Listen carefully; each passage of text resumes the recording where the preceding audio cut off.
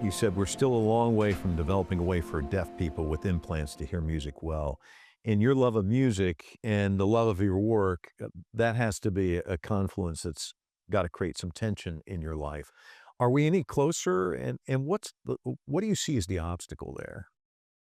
So one of the things I always feared in my life was the loss of my hearing. For somebody who loves music, the idea that you would lose your ability to hear it is frightening. It's terrifying in some ways. And when I understood that there was a field of medicine that really had its sole purpose of trying to help people hear, I knew that was for me. And then when I got there, I realized that interestingly, that field knew very little about music. Even though I thought of music as the highest form of hearing, it was something that wasn't really used medically, so to speak.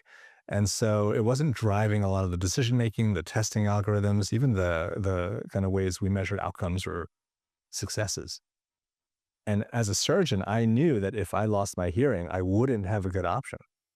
Even if I got a cochlear implant, while I could hear speech, I could have this conversation with you. I couldn't play my saxophone and have it sound the way I thought it should. And I certainly couldn't go to a concert and experience it the way that I would always wanted to. And the barriers are many. It reveals how complex music is as an acoustic phenomenon.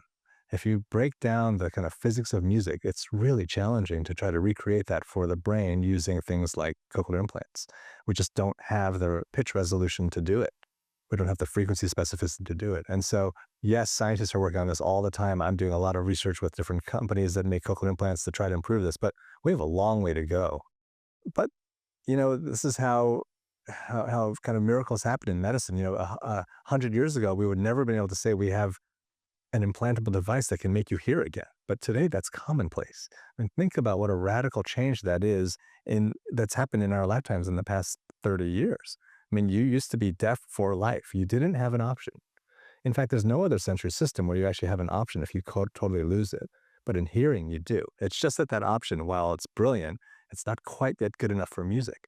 And so maybe the way to view it is that music is a way to inspire the field forward, to lead us forward and say, look, we've gotten this far, but we need to now get this far. If we want to restore what I would call perfect hearing, music might be the way to get there.